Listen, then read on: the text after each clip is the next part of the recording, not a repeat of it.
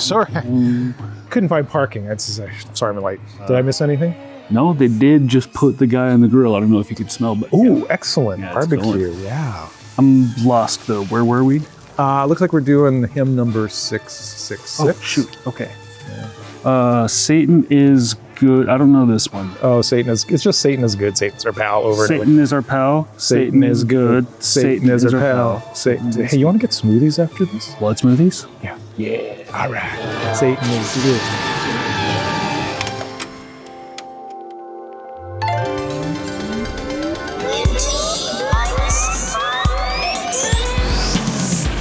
I can go slow ahead. Come on down and chump some of this shit. I'm afraid I can't do that. We all go a little mad sometimes. Get away from her, you bitch! Oh, what's in the box?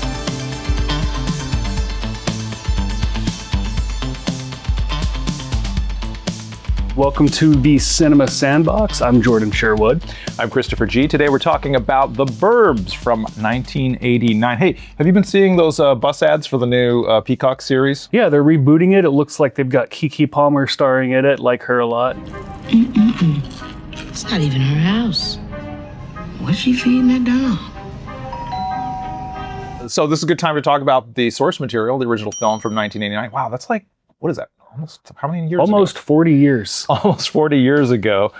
So you would have been a little tyke. Yeah, so I'm almost 40. Oh, And we thought it'd be a good time to talk about this movie because it's kind of like, it's got a little bit of a sociological undertone to it. that part of it, I think, is timeless. Well, and it also, yeah, it makes it, like you were mentioning before, it makes it kind of a good material to keep doing. And that's why, rebooting it or reimagining it. And that's what they're doing with this Peacock series. But we wanted to go back to the original source material and see what's in there and how it plays today. And you've seen it probably countless times. Prior to this, I had never watched it. So this is new to me. Is that short for something? It feels like it's short for something. For what? The Burbs? I guess I had seen some of the Tom Hanks stuff from that era. You know, I saw Turner and Hooch as a kid. That this was kind of, what we call it, like a gateway film. Hanks transitioning out of those strict comedies into something a little darker. Then he would go into the Philadelphias and the Saving Private Ryans. But this film, you'll see Tom Hanks kind of at his comedic height in a way. And we don't often see Tom Hanks in this light anymore. Run to water. Oh. And this was directed by Joe Dante. Tell me a little bit about him. Well, Joe Dante, this was the reason I would have seen this film to begin with, because a huge Joe Dante fan as a kid, growing up with Gremlins and Explorers and The Howling. Came up with Spielberg, and he came out of the Roger Corman machine, directing and editing low-budget stuff like Piranha. He actually cut his teeth cutting trailers for Roger Corman originally. And the funny story about that is apparently they had a shot of an exploding helicopter from some other movie. Don't worry, they'll pull off! Don't worry, they'll pull off! They're gonna crash! And Roger Corman requested or demanded that whatever the movie trailer was, they insert that exploding helicopter, even if it wasn't in the movie, just to jazz people to say, fuck yeah, that'll get them going. Exploding helicopters. They're gonna crash! One of those guys who's just so steeped in film history, film lore. When you watch his films, there's endless little Easter eggs or little references to other films. You'll even use clips, like I mentioned, you sometimes see on the television. He'll have old movies playing, stuff that he likes. And then in every film, apparently, because he owns the original sled prop from Citizen Kane, apparently Rosebud, that sled, appears in every film that he's made. We'll have to find out where it appears. Oh, there's the Rosebud. Where at? Hey, Walker showed up, and the pulpit. I got Ricky down there. He's looking at. I hit the gas line. I run. One thing you gotta know about Joe Dante going in is because he is so steeped in film history, he's always got his tongue in his cheek a little bit. I can see that in this. Yeah. But even in his sort of quote unquote serious horror films, or in Gremlins, for instance, there's always a little bit of like a wink at the audience. So okay, let's not take this too seriously. I put him in the same category as John Carpenter because he's the kind of filmmaker, he's just happy making fun, genre pictures. So he wants you to have a fun time and just kind of get, be entertained. And same with John Carpenter, he never had any ambitions above making kind of B movies or genre pictures. So that's refreshing sometimes when a filmmaker just says, Yeah. fuck it, I'm going to just do this kind of film for the rest of my life. And he's good at it.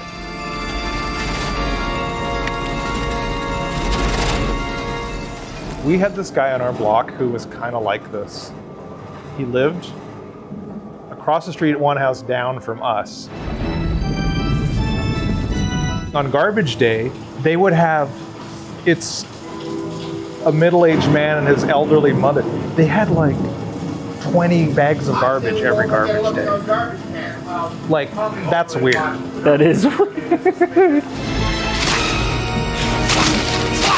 We watched, obviously, The Burbs. We watched a little bit of the new series and looked at, some of the inspiration of this from the past. And I think one overall kind of thread that we're seeing with this is that a story that keeps getting retold, suspicious neighbors, people who are Outsiders. Yes. People who are different. Yes. It always gets people's worst instincts going. And this is kind of what we're seeing at display here. Guys, I've been thinking about it, and I don't think we should go through with this. Well, what are you, a fraidy cat? Oh, I just think things have gone off the deep end a little bit. I mean, infrared night vision scopes. What are we gonna do next? Tap their phone line?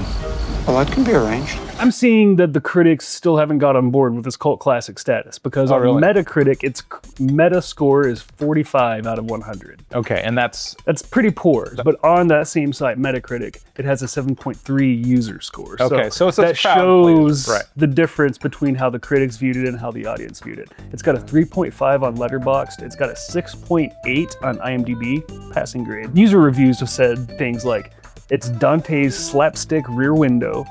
It should be mediocre, but it's actually pretty decent. And no matter how many times I watch, I still laugh my ass off. Yeah. So I think it's got staying power. It's the kind of film that, because it's sort of unassuming, I don't think critics latch on to it immediately. Good old business!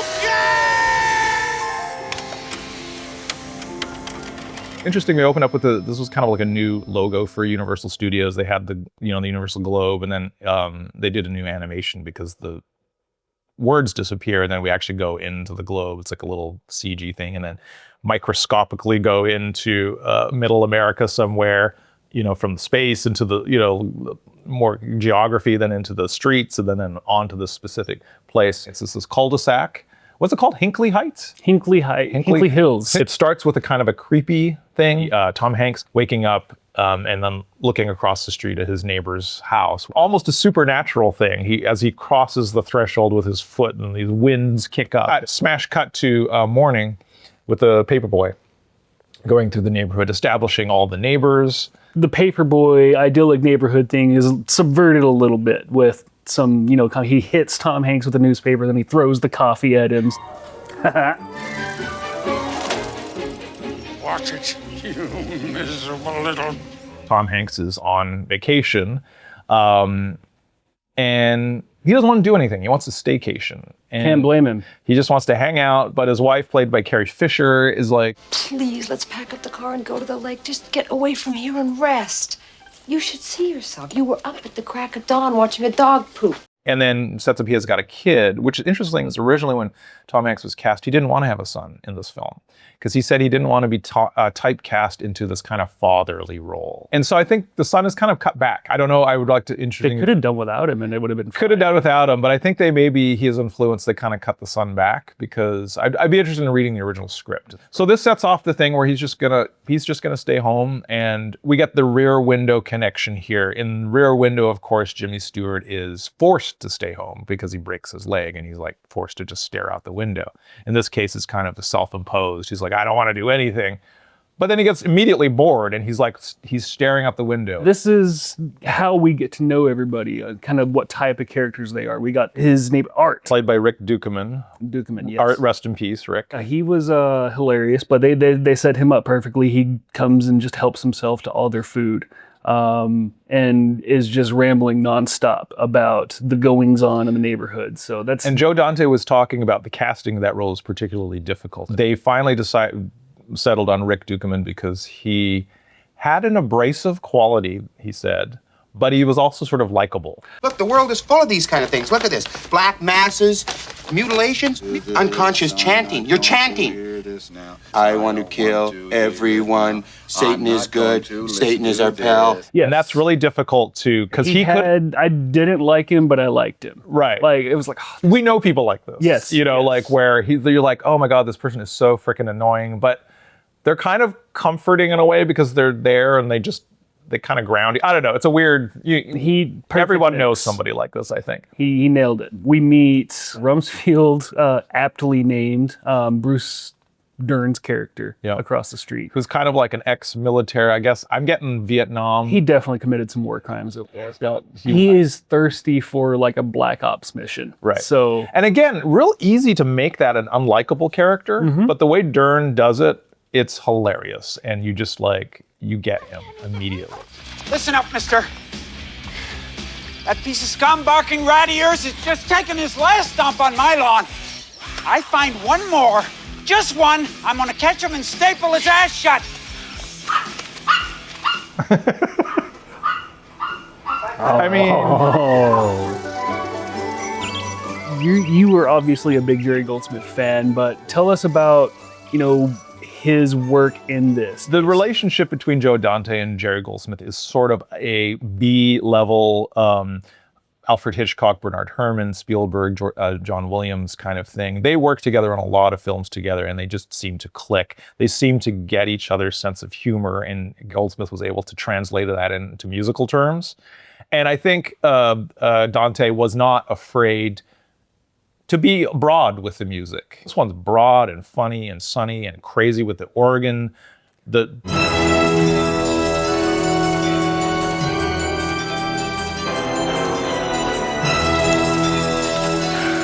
Goldsmith was scored Gremlins. He scored Inner Space, Matinee. This film, his last film was for Joe Dante before he died.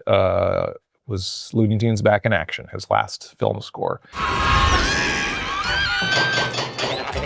do you like that, Mr. Slap Yourself in Your Own Face? Okay, so we got Rumsfeld, his wife, who's kind of some kind of trophy wife. I don't know, is that a derogatory term? She seems like a sweet trophy wife. Right. She's very kind and not a bimbo. I wouldn't call her a bimbo or anything like that. She's just a sweet lady, but Yeah. she's not afraid of showing her naked butt ass to the neighbor.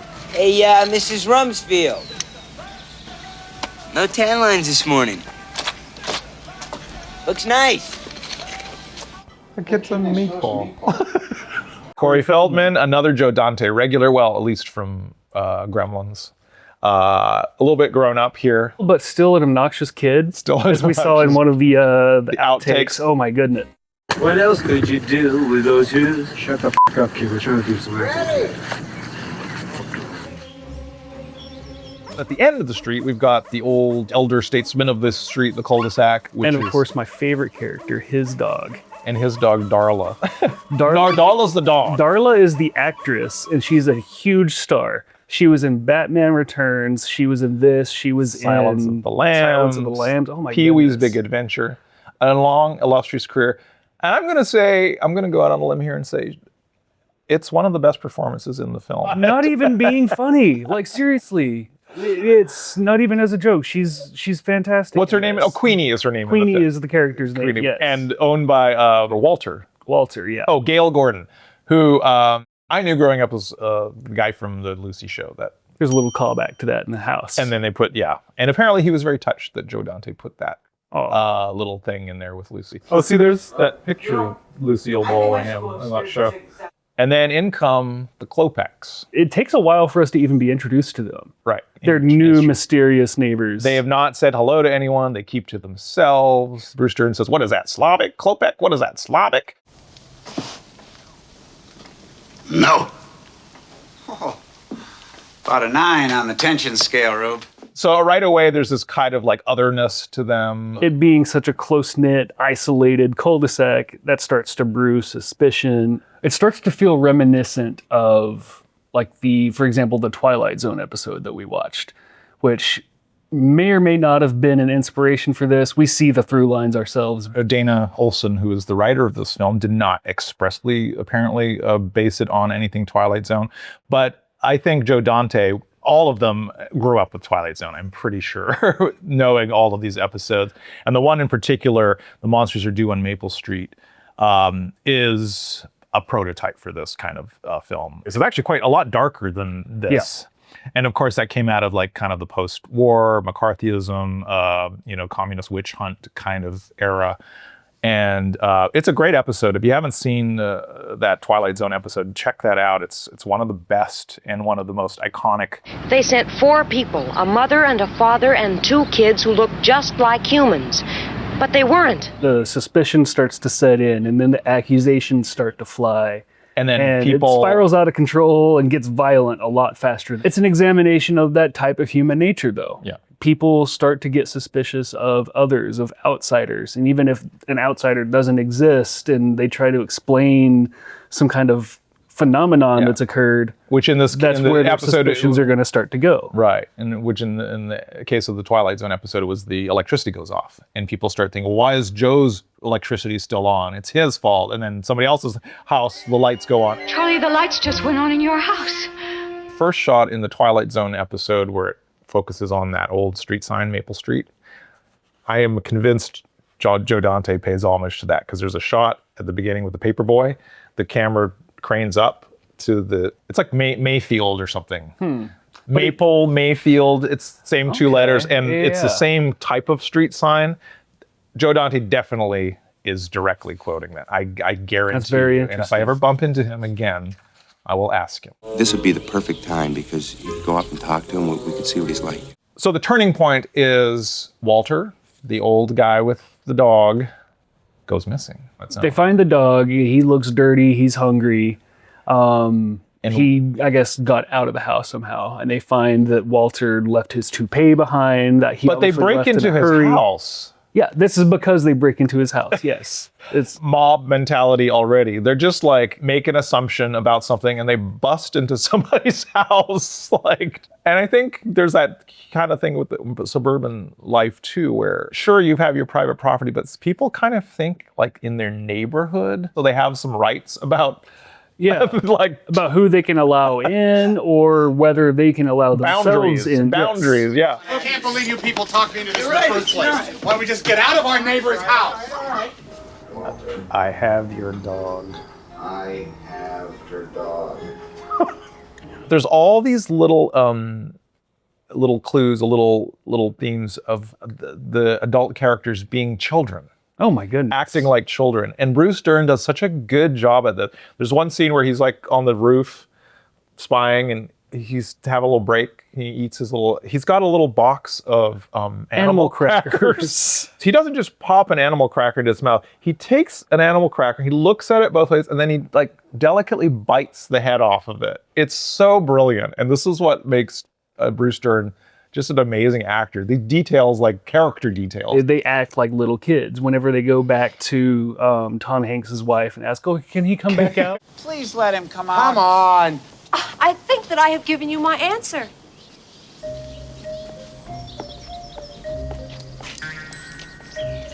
The great thing I like about the female characters, they're really the only voices of reason in the film.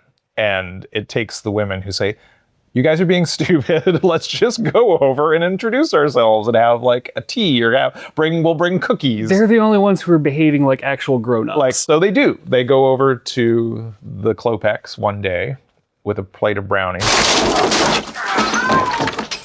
There go the goddamn brownies. And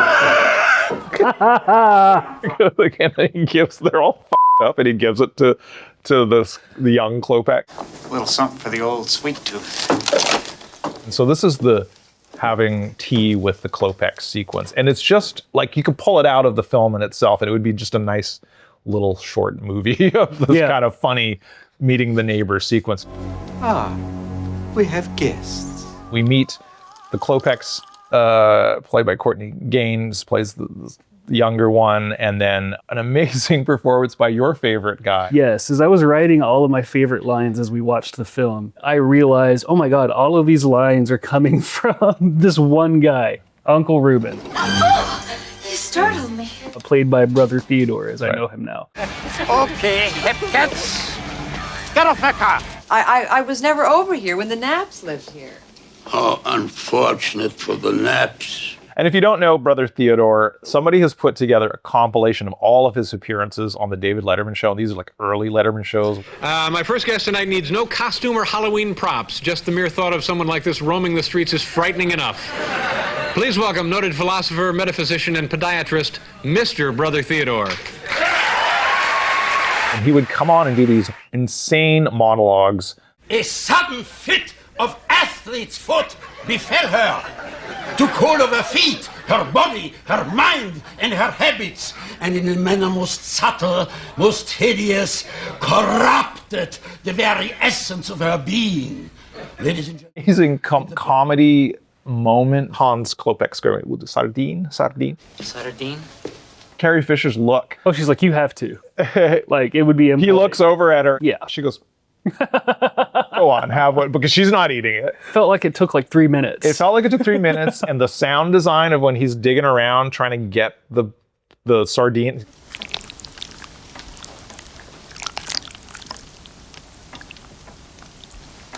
When Shaw's like, oh, I'm cutting back. Sardine.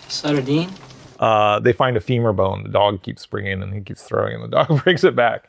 And then it's probably one of the most memorable sequences or shots of the whole film is whenever they find that, and then you get the camera zoom going back and forth. I love that the film is not afraid to do that. Yeah. In fact, I wish they kind of did a little bit more, because that one scene in isolation, you're like, it's so broad and comedic that it's like, not quite out of place, but there could have been more. There could have been more, and if they had set it up more like that. I mean, there's the sequence with the satanic, but it's his dream. Don't let them do to you what they did to me. Oh, that's rich, considering you're the one who started this whole thing to begin with. Whoa. Who started it, Tuna Neck? I think you instigated You know who instigated this? Your little boy watching people dig in the backyard. Honey, would you and Bonnie excuse us? I think I should have a talk with the boys in the den for just a few minutes. This is the moment where Tom Hanks is like, okay, they're guilty. They've done something with Walter, and they're going out of town or something. We're going over the wall. Nobody knocks off an old man in my neighborhood and gets away with it. And I don't know if this was the intention for the audience, but I felt in that moment that they were wrong. I felt like, there had to be some explanation for what they were finding. Well, and I think this is part of the drama of the thing, is because we have the dramatic irony of being outside and knowing they're just heading for disaster. Rumsfeld is just delighted as hell because he's gets to bring out all his toys. His infrared scope. His camo. Art's gonna cut the alarm system or something. Oh, yeah. His fingers blow up. His fingers go black and his hard hat melts to his head. The whole time, the audience sort of surrogate on screen is Corey Feldman, who has become the kind of James Stewart, we're going to watch this. And in fact, invites friends over, and they're like, why don't we go to a movie? And he's like, well, we can just watch. They all pull their lawn chairs out onto the patio and just watch the neighborhood destroy itself. That part of it made me kind of think back to the series that's been rebooted for this year. If that character is in this series, kind of as the watcher of the investigators, I feel like they're going to incorporate, some new technology. I think he's going to be Twitch streaming it or putting it on TikTok or they're going to update something like that. Yeah. Because he just drew such a big audience in the originals. That part it's very, I think, meta for the audience is they're watching all of this go down like we are watching all of this go down. So we're just one step further back from them. He loves it. He's entertained by it. I love this street. Hey, wait, you guys can't go now. It's the best part. I called the pizza dude. All right. So there's this whole sequence, and Ray and Art make it into the basement where they find the furnace, which is like this furnace out of, Dante's Inferno.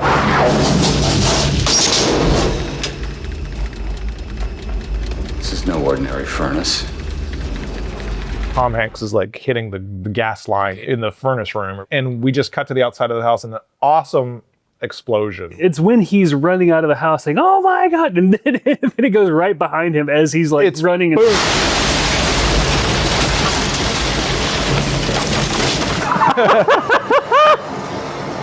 Not CG. They did that for real. Blew that fucking house up. And then the spire on top of the roof goes, and you don't really even see, just hear this, and it takes a long time. And then it comes down, and let that go for a while. Yeah. Because it's blown up Way so the hell up high. there. And then you kind of forget about it. And then and then you think, Tom Hanks was in there. He's dead for sure. And then they bring back the Jerry Goldsmith score, this kind of like Ennio Morricone Western.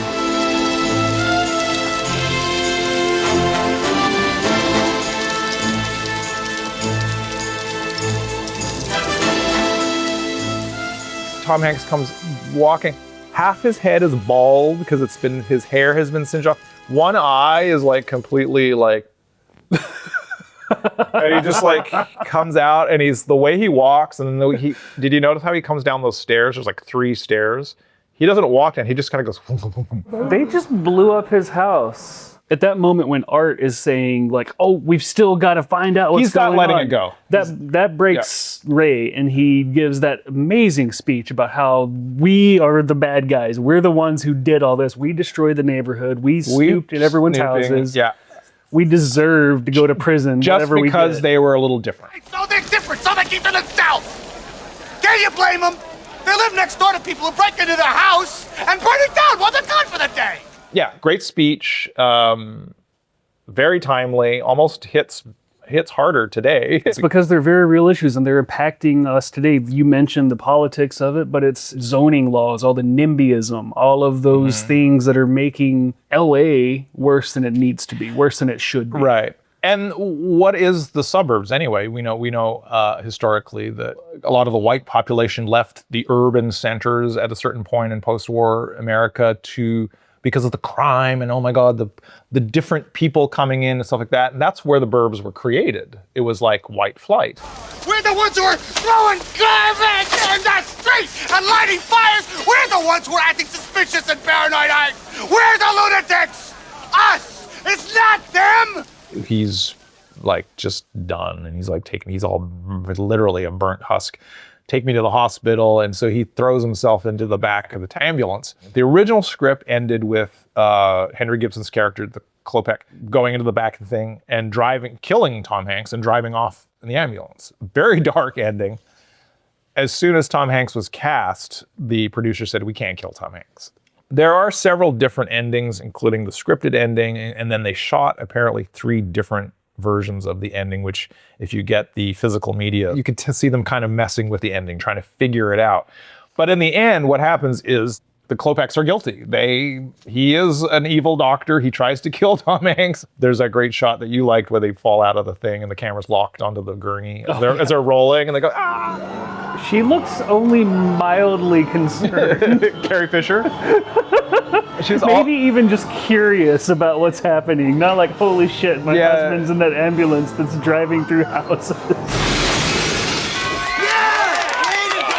I think she's just reached her saturation point where it's like difficult to end that film, because on the one hand, you're preaching about not persecuting others for being different and not casting suspicion without proof. But it turns out they were killing people. So it flips that on its head. It's a tricky ending. This your vehicle, Dr. Klopek? Do not mess with suburbanites because, frankly, we're just not going to take it anymore. I want to hear about your favorite sequence. The sequence where Ray and Art are going to go up to the Klopek's house. The whole neighborhood watching them do this. Right. Okay, no problem. Let's go. Cutting to their point of view, going towards this creepy house, the reaction shots of them apprehensive, and then all the reaction shots of the neighbors, then using the Ennio Morricone cue, bam, bam, bam, bam, bam, bam, bam, and then the Sergio Leone close-ups of the eyes on every character, including the dog at the end, is the last. That's the best. If you want to know how to cut a comedy sequence, comedy is timing, and that is like such a well-edited sequence. for not only just creating that Western vibe, but just making that funny, setup and payoff. This is a Western, and then we got the dog's eyes at the end. That's what I love about Joe Dante. His love of movies, his ability to riff on that stuff and put it into a new context. One of mine is where Bruce Dern's falling off the roof. He's grasping at some of his little toys that are starting to slide off, and then he himself slides off.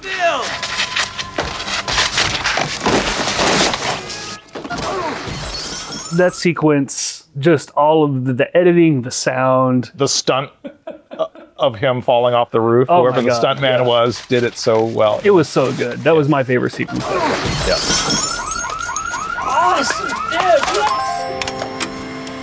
So now in the new series, we've seen a kind of, things have been mixed up. We're in a different era, we're a different time. I think this place is going to grow on you, Hinkley Hills is a safe place to grow up. I want that for Miles. I want everything for him. I know living in my parents' house wasn't exactly part. Seems mysteriously secretive. The neighbors are lesbians now. I want these to be real characters. I don't want them just to be emblematic. Tom Hanks himself is actually in it as one of the I think he's Mr. Hinkley of Hinkley Hills, the namesake. Prospector. And Wendy Shaw's in it as well. Wendy Shaw is a librarian. Mm-hmm. Yeah. The show itself was disappointing to me because I think I'm so attached to the tone and the feel of the first one. I just felt like there was no comedy. Like I wasn't laughing. Oh my gosh. I know. So are we gonna go in? Do white ladies love salads? Hell yeah, we're going in. I didn't get any of that feeling of like, why are they so, it's just an old house. Now, Dana is a retired Marine. Oh. Very distinguished. Lots of medals. Wow. Also, I'm a real handy Andy. I have noticed, not to be nosy, but I think Paula Pell is probably the Rumsfeld character. It seems like the husband's friend is maybe the art character, kind of the bumbling, he's just got divorced from his wife. Yeah. Those are for the new neighbor. But I'm sad and starving. Too bad. I'm being nice. Isn't this the kind of place where the neighbors act nice until they are nice? I did say that. Yes, you did. Yeah, I agree with you that it's missing something with that tone from the original. And there's no doubt in my mind that the people behind this love cinema just as much as Joe Dante. Where does this seems fit very in? glossy and network. It does feel like that. Yeah. They're swearing and they use the F word a lot, and which the original doesn't at all. It's a very PG movie, except for some Goddamn Brownies is the closest thing I can think of. Maybe but it's all bloodless, with the chainsaws and stuff like that. To be fair, we have only watched one episode. It's the first episode. Given what we have seen so far, is this something that you would want to continue? I would check in with it one or two more episodes, but if nothing happens in episode 2 or 3, I'm kind of like, I'm done. Yeah, I'll check it out. I'll check out the rest because I don't have anything else to do right now. So, might as well. And that's why there's TV. And who's fucking around outside? Go fuck around outside your own door. See, this is what I'm talking about. Goddamn neighbors. Something I think that's happening in this series that didn't happen in the film is I think they're exploring more of the urban versus suburban lifestyles. Mm-hmm. They're getting more into kind of where they came from in the city. We even cut back to her old apartment. Mm-hmm. So I think we're going to see a little bit more of that kind of head-to-head urban lifestyle versus suburban lifestyle or rural or whatever you want to call it. I would rather die homeless on the streets of LA than live in the suburbs. Speaking of neighbors. And also another film which you might want to check out. I don't highly recommend this for any, just widely recommend this. Earl Keese, a reserved, hardworking homeowner, sits calmly waiting for his dinner. Little does he know, he's about to meet the neighbors. Might have been John Belushi's last film before he passed away, or certainly one of his last films. Dan Aykroyd starring in this film called Neighbors. It's billed as a comic nightmare. And it's available on this Mill Creek Entertainment, these VHS. I like how they do the kind of retro VHS. Oh, this is yeah. exactly what That's the VHS box, like, it's sort of less political or sociological, more just kind of like, it's like a bad dream you would have about, oh yeah, I was having this weird dream where my neighbors kept bugging us. That's the thing with neighbors, is you can't escape them. Right. They're there where you live. So The Burbs is now, if you're interested in watching it, currently is streaming on Peacock. For those of us who are into physical media, there is a Shout Factory edition, which is great. Interviews with Joe Dante. It's got a documentary, the making of the film. It's got some outtakes of the original endings that we were talking about. It's a good, this is what physical media is about. And then also, of course, I have the soundtrack here from Jerry Goldsmith. I just love Jerry Goldsmith scores. So, if you're a collector of film scores, this is a good one to have.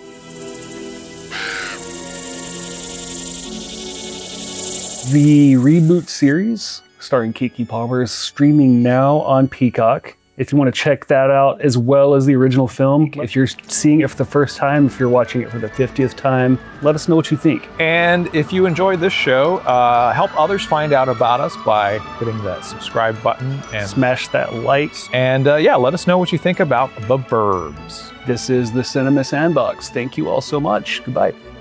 So you're in a major motion picture now, the Burbs, Tom Hanks and Carrie Fisher, and on and on. Pretty excited, I would guess. Well, not really. It's a great, great triumph for Tom Hanks, which I resent. Very talented. I resent it. Yeah. I was offered the romantic lead. You were to be the lead in the film. I didn't realize that. I accepted the offer. You accepted it? I accepted the offer, and I went instantly to California. Everything was perfect. They loved me. I hated them. And then what happened? Yeah. What happened is that I lost the part, as always. And the next morning, they found me floating in my bathtub, more dead than alive. I don't know, David. Can I ask you a question? Yeah, go ahead. You will anyway. Did you get a hot comb for Christmas? This is Walter. No!